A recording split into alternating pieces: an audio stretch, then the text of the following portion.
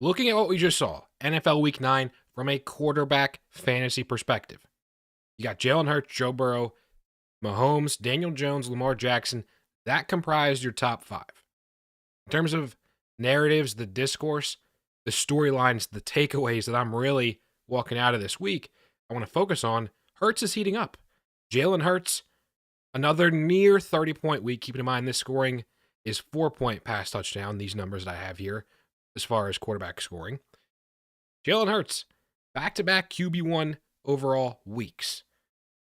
There's not a lot of reason, for me at least, to assume that things are going to change all that much. Jalen Hurts, the Eagles as a team, they're finding a little bit of a groove. I can tell you, as a fan, as someone that follows pretty closely, looks like Kellen Moore. Yeah, Bod, how we doing? Kellen Moore, he's got his fingerprints, it looks like. He's slowly but surely, and very surely in a fantasy context, producing for you. Producing for you if you have Jalen Hurts. We get, of course, into Saquon Barkley a little bit later. Then the receivers, obviously Devontae Smith in particular, coming up big time. Of course, for the Eagles to win, but also in your fantasy lineup. The AFC Elite. Note, you've got a Joe Burrow, a Mahomes, Lamar, 3 out of the 5 in that top 5. From a dynasty perspective, got to feel really good about that. A mid-season bump, a mid-season just value appreciation. Cannot hurt, can only help top 5 performances from the guys that you consistently have in your top of your super flex startups, at least heading into the season. It'll be very interesting to see how exactly the landscape is changing. But the AFC Elite showing up with your Burrow closely behind QB2 overall. Mahomes looking pretty good, even with problem through some injury. Finally, you have guys stepping up. You have a D-Hop. It looks like they're on a pretty good page as far as chemistry goes. So Mahomes, he could potentially finish the season strong. Lamar, of course, he's having real success. I wouldn't be surprised if he, frankly, wins another MVP. You see, depending on where you look, Lamar QB1, number 1 player overall. I don't think it's outlandish necessarily. You know, you had the flavor of the month a couple of weeks ago. Jane Daniels, number 1 overall player. It's rushing upside, elite rushing upside. It's making me think about the tier way back in, 6 months ago, 7 months ago, 8 months ago, even when I was making quarterback rankings. In the tier 1 for me, it was 5. 5 in tier 1 at the quarterback position, starting with Josh Allen. Then it went Mahomes at the time, then Jalen Hurts, and then TJ Stroud and Lamar Jackson. And we're seeing the effects of the quarterback position, especially. It's up for some grabs. It's up for some grabs from a dynasty perception standpoint. You just want upside. And certainly Lamar has that. The AFC elite quarterbacks, you got to feel good if you have them. And especially from a potential post-regular season, from a dynasty standpoint, give you some momentum potentially into the offseason with their playoff performances. Speaking of which, does Aaron Rodgers get into the playoffs with New York? It would be a long shot, but finally Aaron Rodgers looks something like his old self. Finally, Devontae Adams, although let's give him a break. He was just recently acquired, but they get some semblance of chemistry. And of course, Garrett Wilson stepping up. We'll get into him, talk about him a bit. But Aaron Rodgers, making you feel good. It's a net very favorable week for the quarterback position as far as dynasty fantasy football. Simply put, Tua is back. Couple to add to really the positive perception. Tua, I don't know what really you could have asked of him more in this return from obviously serious injuries with the concussions. They lose to Josh Allen and the Bills on an incredible field goal. So Tua, imagine that goes to overtime and the Dolphins eke out a win. How much more of a favorability there would be towards Tua and towards seemingly a longer term view beyond just, oh, what he did this week. Thinking of, okay, maybe the Dolphins streak together some wins. Maybe they can salvage their season, but not quite going to be the case. But still, Tua, you feel good. You feel good. Okay, he's back on the field. He can give you some production this season. Don't want to get too ahead of your skis, but it's great to see Tua back. Let's talk about just the state of the 2024 class, because talked about Jaden Daniels, obviously elite fantasy upside. And he turns out another top 10 week, quarterback one level week. But obviously Caleb Williams, the deemed generational player. Let me be clear, I'm not overreacting any which way, panicking in mid-season. But it's just hasn't been that great. Hasn't been that great as of late in Chicago. We'll touch on this with some talk of his weaponry as far as receivers go. But the general sentiment with Dynasty, you've got to be you have to be a lot of bit patient and allowing situations to play out. Some positive situation appreciation, we'll say, positive regression, if you will, with a new coaching staff, with the Bears underperforming right now. We've seen what Caleb's capable of in his relative highs already in this season. Let's get Ben Johnson in Chicago, and then let's roll. That's where I'm at. But really, Drake May has got to be included in the state of this 2024 quarterback class discussion because, my gosh, in New England, Dad bod, MA football guy, we've been talking about it, man, for months and months and months. Drake May, the Patriots are going to get their quarterback, their pick of one of the top three, and the guy's just done everything you could reasonably hope, given the situation, given the talent around him, in trying to lift up this Patriots organization. So you have to feel really, really good about the prospects. Of course, you're going to have a top pick. The record's going to be not great at all. You're going to be in that top 3, top 5. You're going to have a chance to get a protector and or a premium weapon. Simply put, a weapon for Drake May. But, okay, wasn't on the May train initially, but you sure are now. You have to be. You have to be on the Drake May train. Gotta be. And I hope you listened, got him while you could in a Dynasty perspective to everybody out there who is on the fence in particular. If you're a hater of somebody, if you're a non-believer in certain players and you're not really able to change your mind, that what can I do? I can't do anything. No one can do anything for you. But anyone that was on the fence, Drake May, the talent is so clearly there. As there's been talent with Bo Nix in particular, guys that have started the season and rounding out this 24 class discussion. Bo Nix, talked about him on the last week's show about recapping what we saw with week 8, obviously an incredible performance from Bo Nix. And I was saying, listen, it's positive for how Bo Nix has performed compared to expectations for sure. But we knew what was coming up with the Ravens. And then now you've got the Chiefs coming up. So Bo Nix, not the time to necessarily buy to overreact to just one very positive game that was week 8. But I still feel pretty good about Bo Nix. I think you have to. Dak, moving on to the more unfavorable, the negative, if you will, the storylines. Dak is out. You've got CD injured in the same game. It's just cataclysmic failure in Dallas. I'm not pinning it on the players, to be clear. But of course, in fantasy, they're the ones scoring us or not scoring us points. And with Dak out, it's a bit of a mess. It's a bit of a mess, and I'm certainly not panicking as a Dak holder. In Dynasty, I'm not selling at a discount. I just don't want to, because what's Dak going to do? He's going to recover from the injury. So as much as it sucks, what can you do? I'd be interested in gauging and canvassing Dak's price in your league, though, as a potential buy. But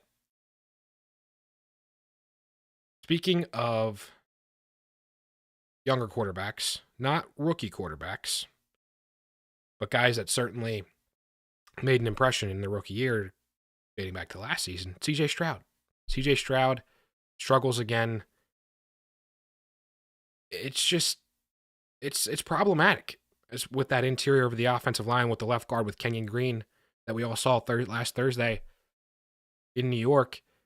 CJ Stroud, he needs more help. Clearly, the Houston Texans need more talent in that offensive line, some more consistency to lend itself to some more viability for CJ Stroud from a fantasy perspective, but also, of course, no Nico Collins. He lost Stephon Diggs last week to the ACL. I'm absolutely interested in buying CJ Stroud. Similar to value depression, if you will, or value lows, troughs, like a Dak is in with as a result of his firsthand injury with CJ Stroud, as a result of more the circumstances around him, not necessarily personal injury, to be clear. But although he was certainly banged up on a couple of plays, it looked like CJ Stroud, the struggle. If you're a holder, got to have some diamond hands to a degree. You just got to. Not loving Jordan Love's play, but got to remind ourselves he's dealing with injury. He's dealing with injury in his own right. He's been banged up this season, and the Packers, as bad as it was this past weekend, they're still a great team. Jordan Love, I think you're going to see him round back into some form, the form that we saw carry end of last season into the playoffs to get that really big extension. Jordan Love, another guy I'm looking to potentially buy. Veteran stopgaps. I focused on last week. The Browns' new QB bump. That's a real thing. We saw it with the Panthers. We saw it with the Browns this season. But talking about veteran stopgaps, you have to, I think, recognize it for what they are. With Jameis Winston, with Joe Flacco, you have to embrace volatility. Embrace volatility if you have these players.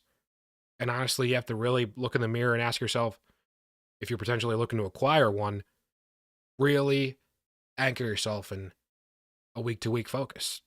That's what it has to be. Even with a guy like a Sam Darnold, I think he's going to go somewhere. And to be clear, with age and performance, he's in a bit of his own tier. I know the Baker comparison's been made, but like you really got to think a little bit long and hard with quarterbacks that don't necessarily have the massive extension, that don't have such a runway of performance. But which brings me to say to the 2023 class. Speaking of Joe Flacco and Indy, with Anthony Richardson being benched, with Bryce Young coming back, actually into the fold, coming back, earning another start, going to be up in Munich this coming weekend. I think he's going to run with it and not relinquish the starting quarterback duties there in Carolina. But to be honest, I certainly wouldn't mind it if he does have a change of scenery. Maybe it's to an LA Rams, to a little bit, eventually get quality opportunity. The state of the 2023 quarterback class, it is not so positive right now. But overall, talked about CJ Stroud. Certainly we know what he's capable of. Certainly looking to buy him. With Bryce Young, Anthony Richardson, a little bit different stories. But the moral is, if you have those players, you've got to just have some patience. You can't be the decision makers of these NFL franchises, whether you believe it's the owner or the coaches or some combination therein. I tend to lean towards really the coaches, to be clear. or the owners rather, no, the owners making, their money, they're running it, being a little bit crazy. You need to not do what they do. Exercise a lot more patience than them. Let's go on. Let's talk some running back.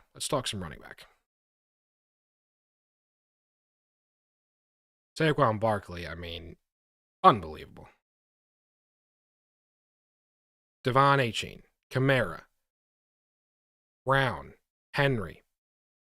I mean, look at the top five. It's all in excess of 25, 26 points. The top two, 32 plus points. Pretty incredible. Pretty incredible week from running backs. I've been posting, if you don't follow on TikTok, look, some thoughts of how it's really a potential, not a potential, I think we are in a running back renaissance to a large degree. And if you're not recognizing it now, with what we're seeing this year at the top, in terms of premium scoring, you got to prepare for the 2025 running back class. Hall, Kamara, Chase, Brown, Dobbins, Hunt, Chubb, London, Lamb, Ridley, Jennings, Bowers, Hawkinson.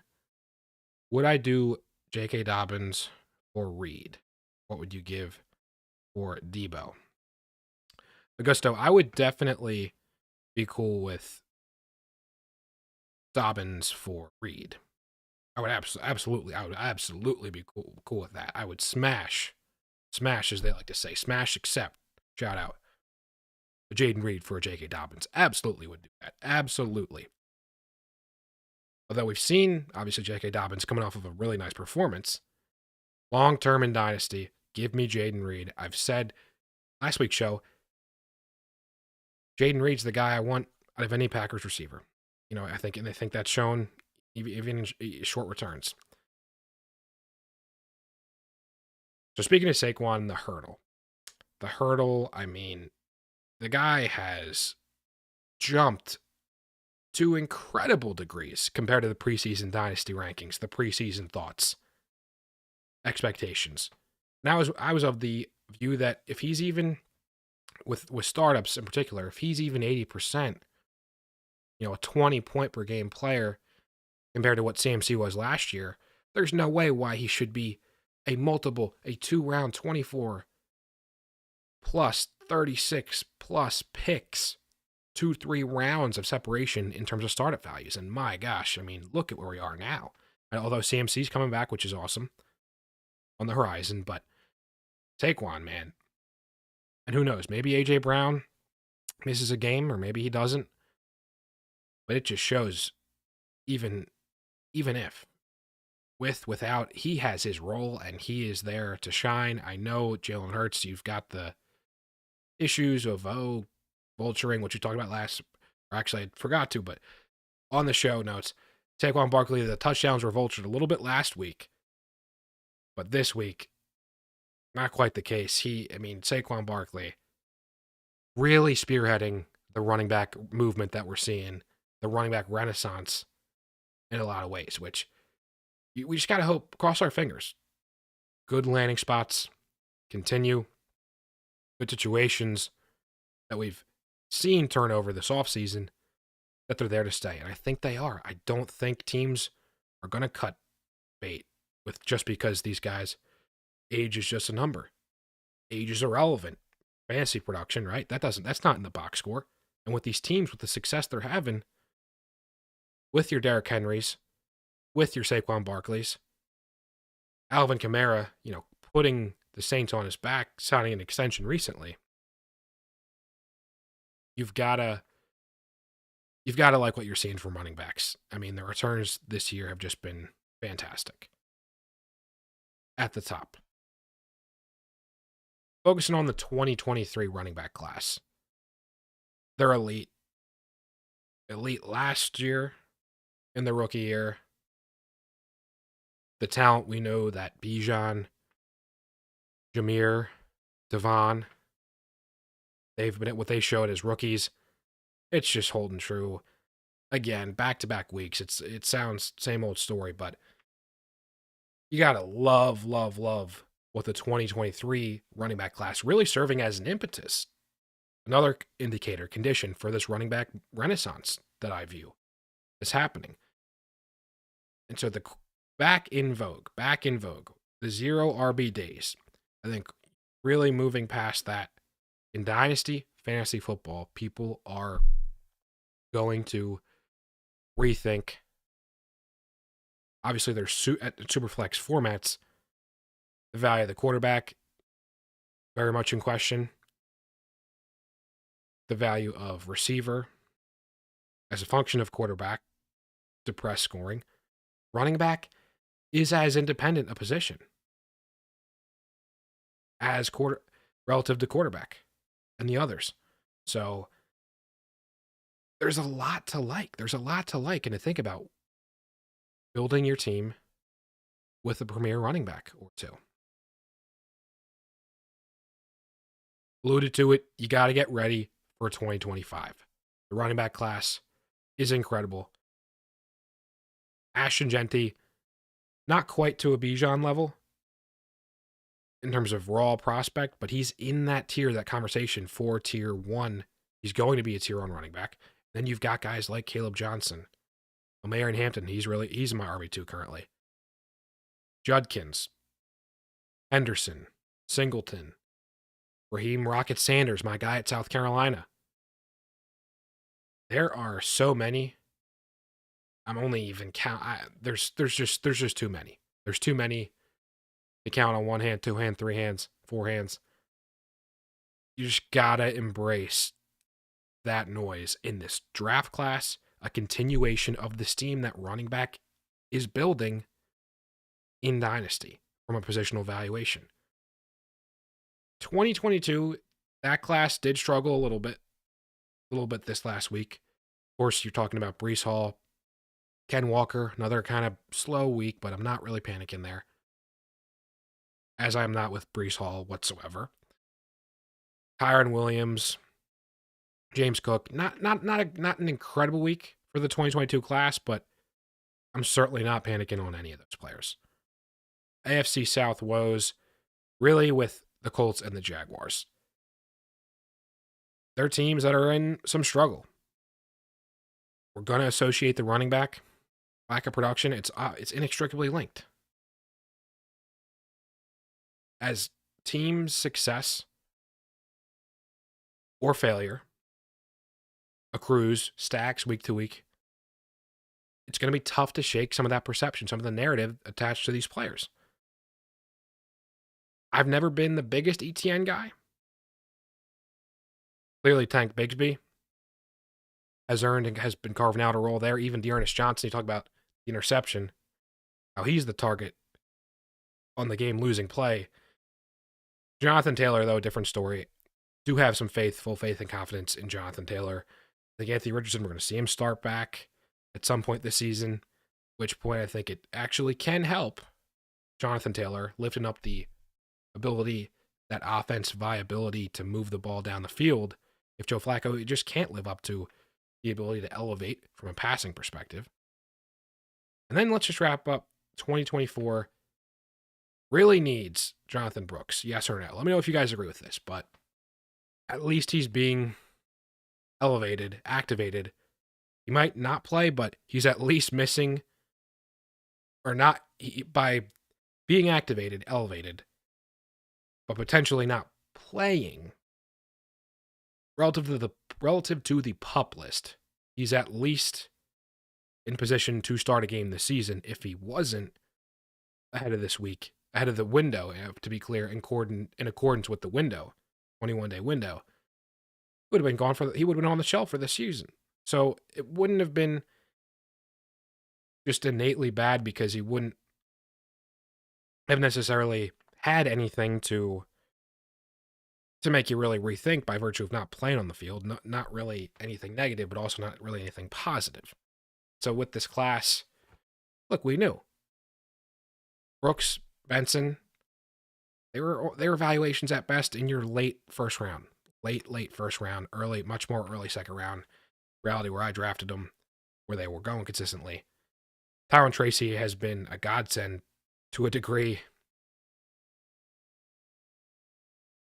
Don't let that cloud your judgment, though. The state of the 2024 class. If anything, be motivated to try to find the next Tyrone Tracy. A bit of a needle in the haystack, though, given the sheer quantity of this 25 class.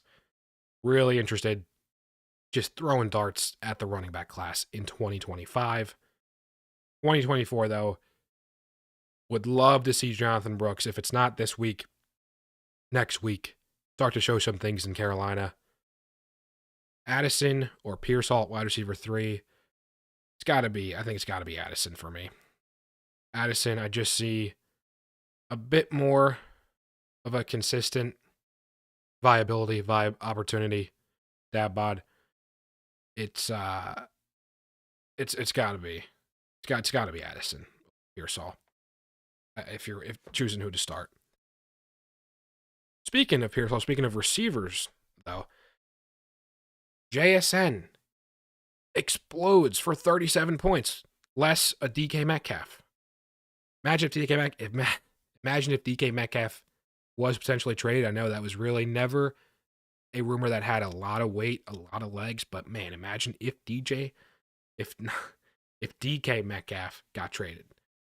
So number one, the king of the receiver this week, JSN, man, 37 points. Garrett Wilson, 30 points. Zay Flowers, 29, near 30 points. D-Hop, big storyline there, the connection he formed with Pat Mahomes in only a couple weeks being there. And then DeMarcus Robinson, by virtue of, fundamentally, Puka Nacua, the suspension out of the game suspension being ejection, better word. Very interesting.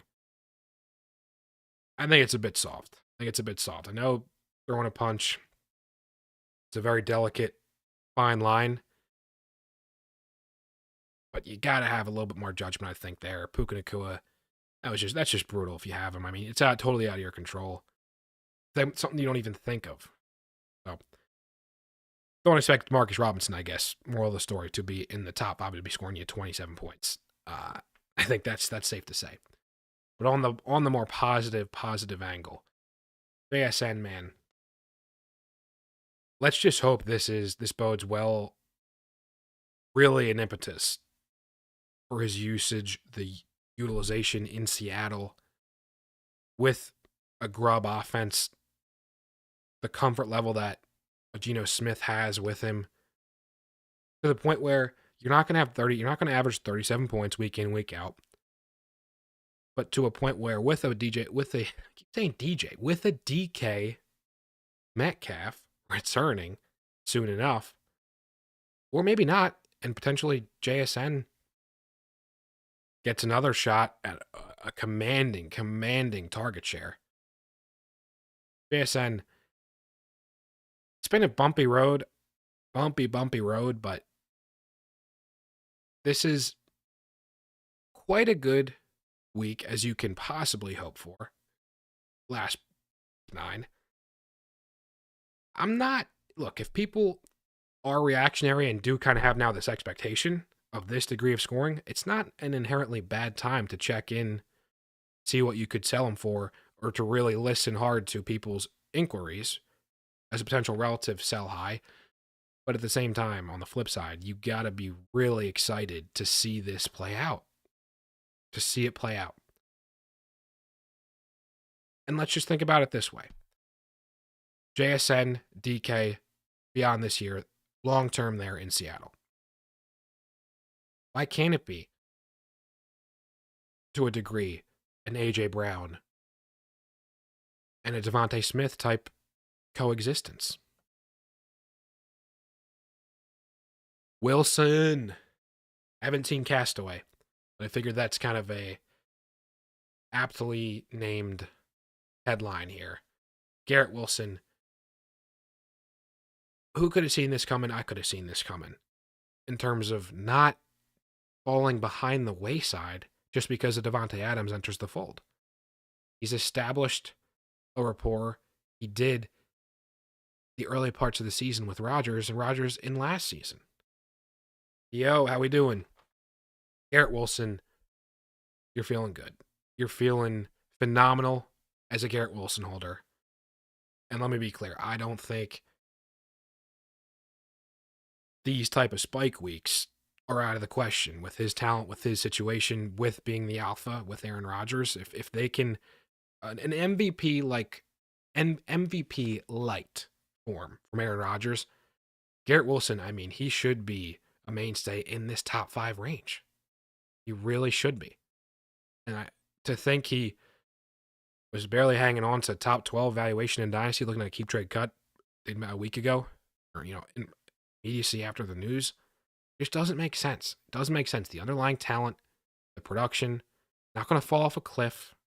It certainly hasn't. And optics, talk about the incredible week of a single week slate of games. The plays that was Garrett Wilson's snagging that ball, getting the shin in bounds, and then you've got the hurdle from Saquon. I mean, I don't think when's the last time in 1 week there were that memorable shots? It's incredible. It's incredible. And of course, for fantasy, it only amplifies their perception, the favorability, the steam, the interest level. So, Garrett Wilson, I mean, I'm interested. I'm open to hearing offers, but somebody's got to pay up because I think there's been too much disrespect for Garrett Wilson and the assumption that he's just fallen off or was set to fall off with a Davante Adams entering the fold. I'll be clear. Look, hands up. Maybe I was a bit too skewed with my assumption of DeAndre Hopkins fall off, or really perceived ability to develop this type of connection with Mahomes this early, or even at all. But DeAndre Hopkins, I mean, was there bound to be successful weeks in isolation? Of course.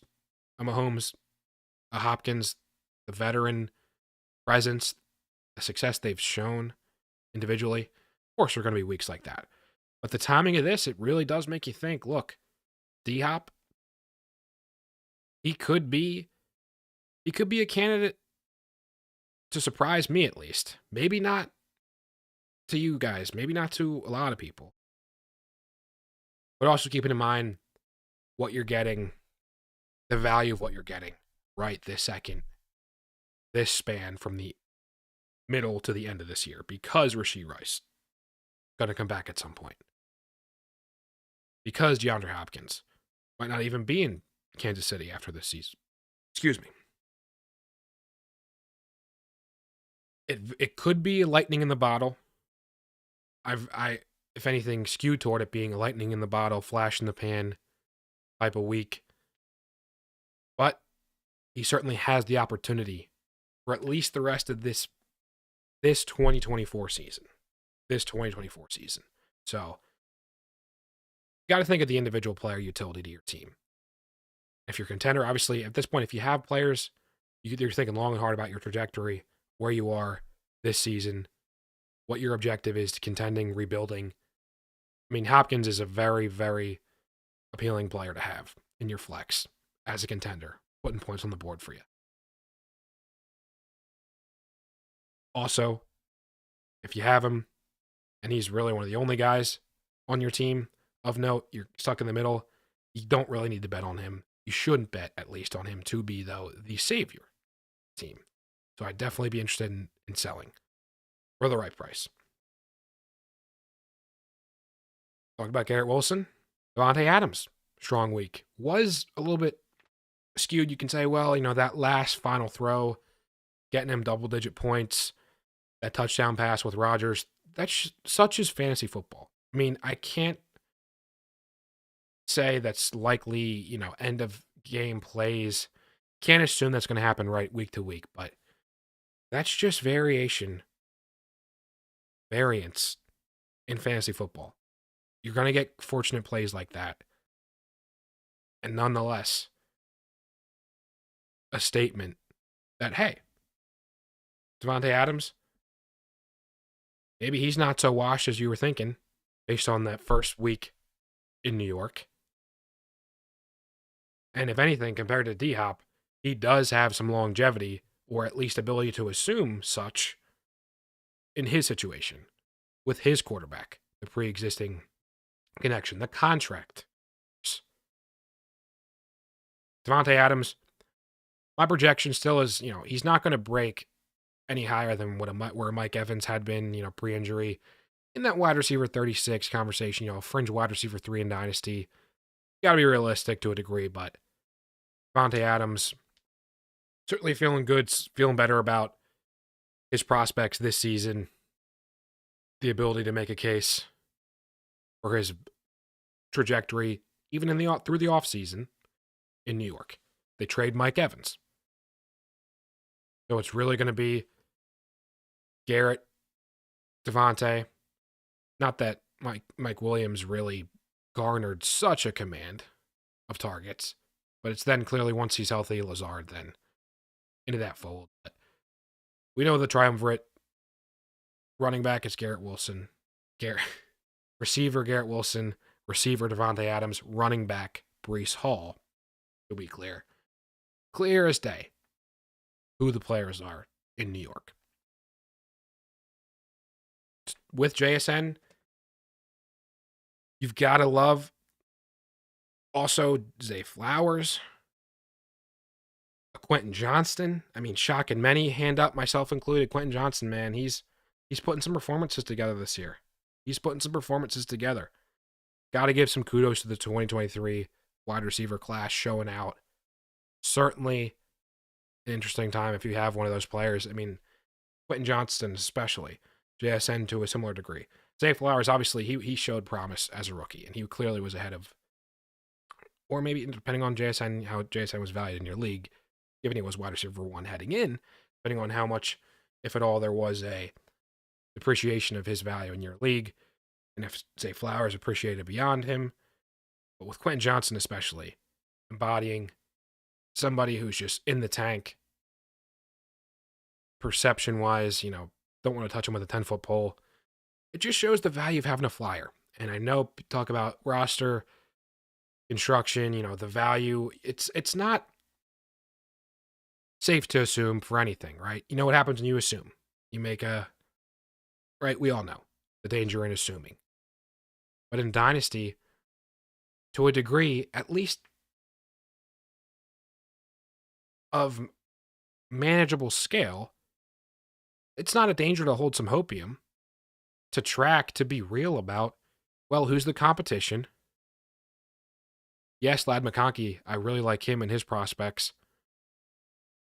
But you lose both of Mike Williams, both a Keenan Allen, guys who were a stranglehold, massive, massive forces in that receiver room historically with Justin Herbert up to that point. You evaluate the opportunity that's there. The quarterback, of course, connecting your fantasy points, opportunity, the target inherently, right? It just makes you rethink. Just makes you rethink a little bit.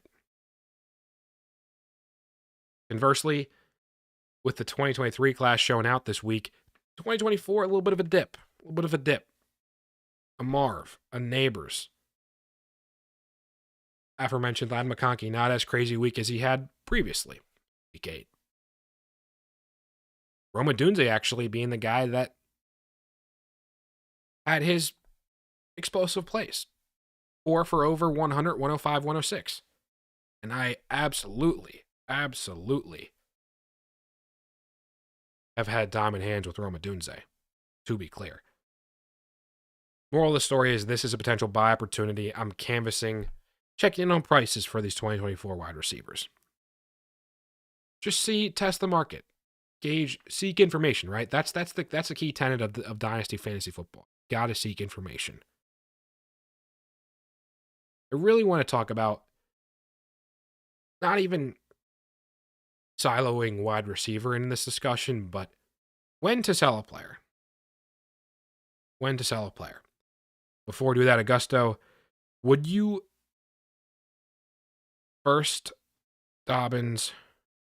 do first Dobbins for Reed or Hunt or DJ Moore? What would you do first? Dobbins or Reed or Kareem Hunt for DJ Moore? What would I? Okay, the ranking of moves there. It would have to be Dobbins for Reed for me. Hunt for DJ Moore. It's look. This is actually perfect. It is. It's incredible timing. You talk about DJ Moore because he epitomizes. I got asked on my TikTok. Shout out, follow there. Some very frequent short form content. Tried to just add as much perspective as I can. Unique content. DJ Moore, a comment about what's your panic meter from a bit of a dynasty perspective, short, long term, which is a bit of an ironic statement in and of itself because dynasty short-term panic doesn't really exist, at least for me, in season for players of value. But to be clear, redraft, Augusto, redraft, it's somewhat bleak for the trajectory of Chicago receivers. It just hasn't been good enough. Talked about Caleb Williams. Just talked about Roma Dunze. Oh, he was the guy this week, although it was on limited volume. Not incredible amount of receptions, ability to really manifest fantasy points. DJ Moore, there's the controversy, the play, he walks off the field, and then, the injury dealing with, and then some criticism, how he's handled the press conferences as a result. Long story short, DJ Moore, I don't feel great at all the rest of the season. Kareem Hunt, you trading away for this season, strictly in a redraft perspective, Kareem Hunt, why not get you another week or two? I mean, when does a Pacheco come back? When? And how much does he command early? So I would rather Dobbins or Jaden Reed, 100%. Dobbins, I don't think is going to consistently produce the week that he just did. He very well could, but I think we're seeing a little bit of a shift with LA, getting into a bit of a passing groove. I think we're seeing that. So DJ Moore, kind of tangentially going back to DJ Moore, the idea of when to sell a player. In Dynasty, when to sell a player. Well, when to not sell a player like a DJ Moore is right now.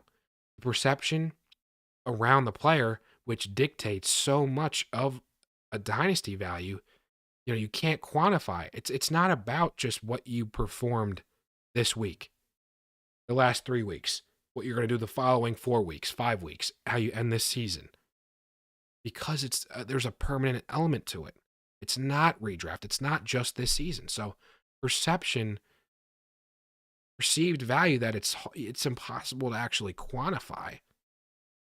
You only really try to qualify it in a way that with the narrative around the Bears being what it is, it's not a good time at all to sell a player like a DJ Moore. When the narrative is negative, and especially when it gets so negative, what is it? It's darkest right before dawn.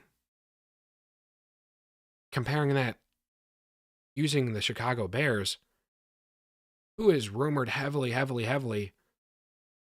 with the head coach effectively bound to be fired, I think, at this point. I mean, they're going to have an incredible turnaround, which, doesn't seem all that likely to me. It's Ben Johnson to be the next guy there.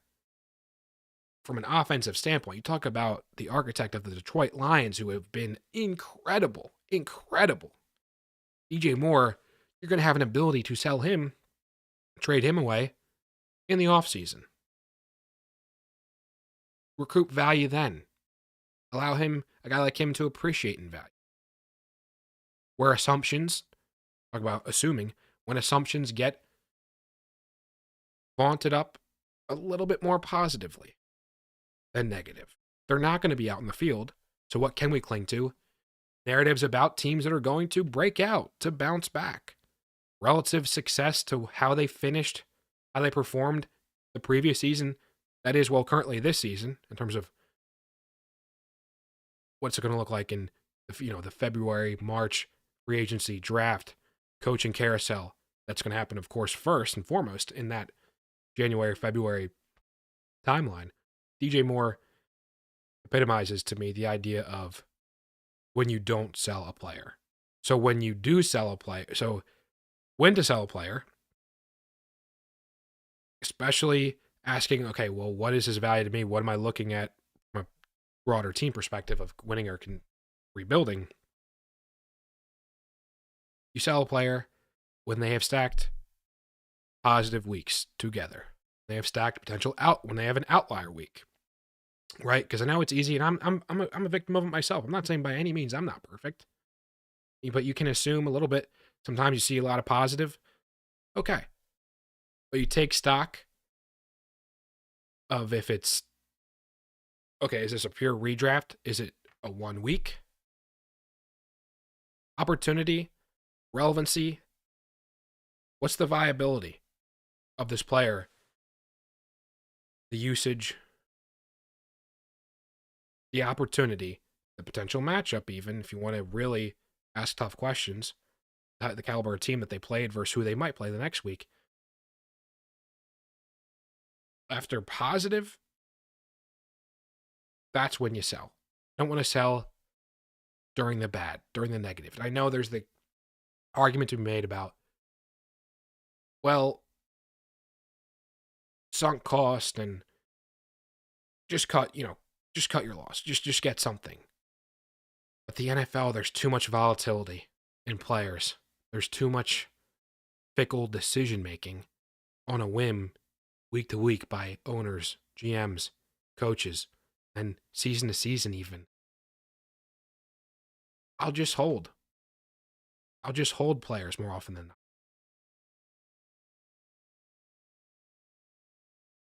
All right, let's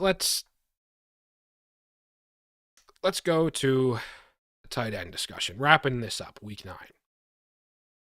Mike Gesicki, 27-point week. Awesome. Kelsey, a 22-point week. Cade Otton, 21.7. Josh Oliver, 16.8. Vikings wide tight end 1, I guess. And then Brock, back into the top 5, 15.5. And to be clear, those are non-tight end premium formats. I know, look, tight end premium, that's the new age. And I think most leagues, dynasty leagues, have a bit of a tight end premium. Just grounding it in a bit of a more redraft-oriented scoring.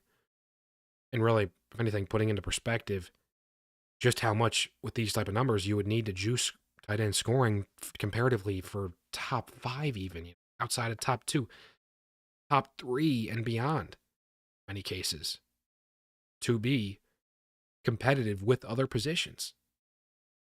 It's a very, very tall order for tight ends to be consistently effective, or give you even returns from a dynasty context, to the point where it's Brock Bowers. He's elevated to the tight end 1 in dynasty, which I absolutely support. He was in dating back. He was in proactively. He was in that tier 1 for me with Sam Laporta. But even comparing Sam Laporta, it's somewhat scary. It's somewhat scary to understand year to year. The volatility. Obviously, Laporta, it's a much better offense. There's much better around him. Bowers, it's totally different in Vegas. But there's going to be a quarterback. There's going to be a potential at this rate. If Pierce really struggles, maybe he gets likelihood of him potentially getting canned. Is it Dion and Shador go to Vegas? Package deal? That would be interesting. That would be crazy. But, man, with tight end, you really get grounded in the haves, perceived haves, have-nots. You can't expect a lot, though. You can't expect a lot, at least with the primes of players. I mean, as awesome as Bowers and Laporta are, normally the tight end narrative is it takes time. And with guys like Kelsey, a little bit on the outside of his prime, which is not a great time for tight end. Although the lone bright spot really right now, it is a Cade Otton hot streak. And with a Godwin injured, a free agent, does he stay? Does Godwin stay in Tampa? I don't know.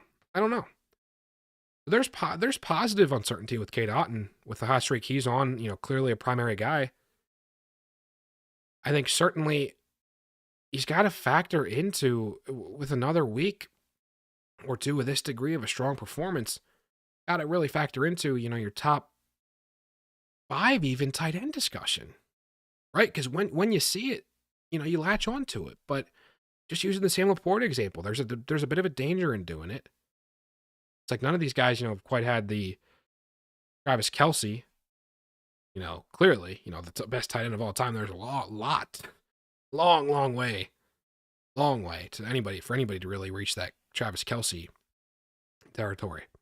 But with Cade Otton in a dynasty context, I'm eager to let this season play out because what we know with the injuries, they're not getting anything back anytime soon, really, of significance to outweigh Cade Otton's connection with a Baker and as a focal point.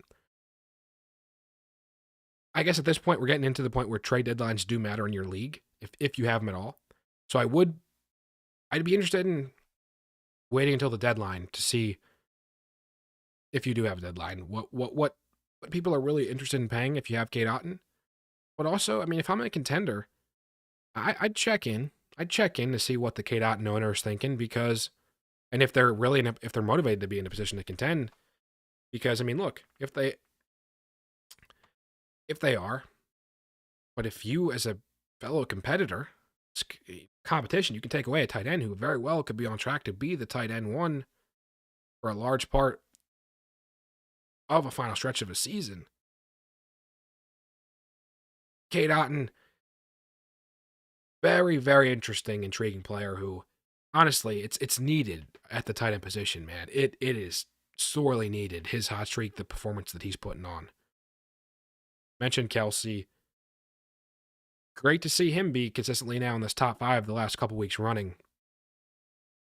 I talked about the idea of the usual suspects on the board at the top last week. Great to see Travis Kelce, the guy in terms of you think of fantasy, the tight end position, the impact that it's had. Great to see Travis Kelce. He isn't talking about perceived value. He did sign the contract extension a little bit. That kind of gave him some favorability. But even then, it's with the age, it's like, you think he wants to go out there and win a Super Bowl, right? The contract, that's a measure of goodwill by the team, right? You got to be under contract to play. But it's like, it's with Kelce, there's the perceived threat of, he's going to retire at any point after any season. But he's motivated, seemingly still, to win as many championships as he can, go for a three-peat. And so there's a bit of for an active asset who's not been in crazy controversy, he's as much of a bit of a frozen asset, Travis Kelce, that is, as there seemingly is in Dynasty. Because people don't really want to go out there, put their self at risk, meaningful draft capital for a tight end. Just don't. And not to say that I blame you. It's a tough discussion. It is. It really is. The tight end position, man.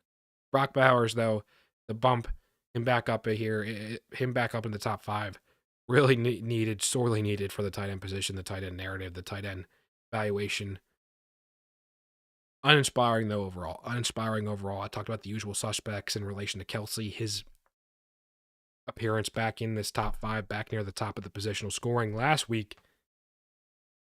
Uninspiring, though. We talk about week to week drastic difference in terms of scoring. You don't have you do have a Travis Kelce. You don't have a Kyle Pitts, to be clear, whatsoever, anywhere near the top of this week. You don't have a Mark Andrews anywhere near this week. Kincaid as well. It's brutal. It is brutal at tight end. And so you think, okay, the philosophy for tight end, you want to search for elite. You search for elite upside, right? That's what we're doing at effectively every position. Search for the elite or bust. But really, it's elite and or bust. Because even the guys at the top, with tight end especially, man, Mark Andrews really epitomizing it some of the struggles this season, no showing a lot of games. I mean, last week included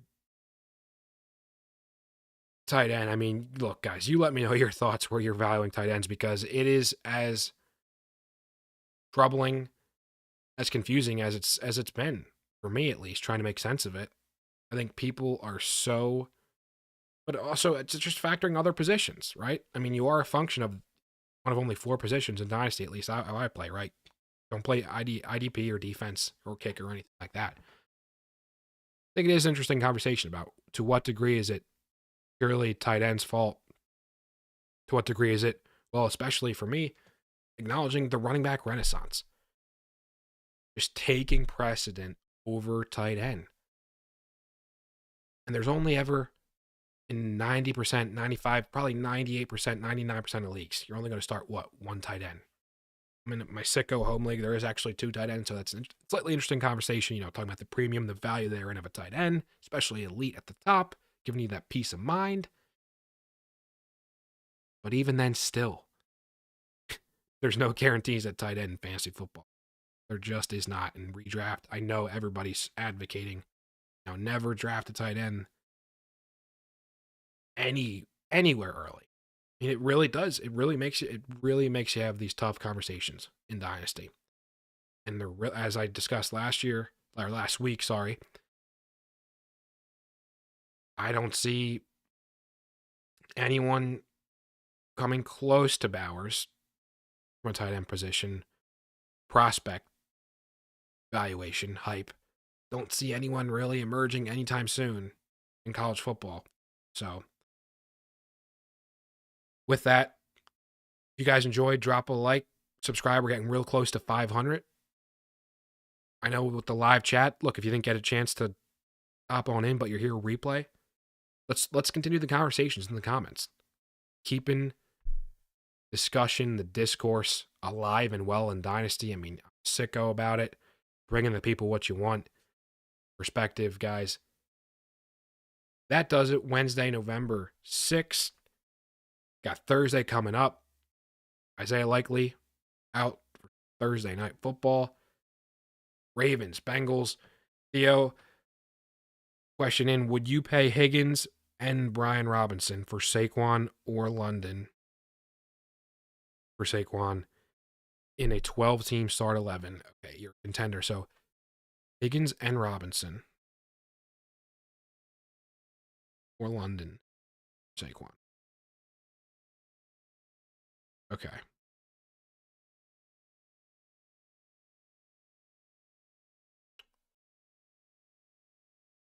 I would 12-11 is tough. It's definitely tough without knowing the rest of your team. But Theo, I think knowing you've got an incredibly stacked team, even in an start 11 depth. I would prefer the Higgins and Brian Robinson. Although it's the multiple players in a relatively deep-ish league with 12-11. But it is on the deeper side, certainly. The right side of deep. It would definitely be Robinson and Higgins, because London, I think we're seeing, the hip pointer. I think you'd be selling Drake London a little bit of a artificial discount in Dynasty. Definitely would be T. Higgins and Brian Robinson. Any other questions? Drop them, guys, below. Love the interaction. Love all the support. Appreciate all the support, guys. I will see you shortly in the next one.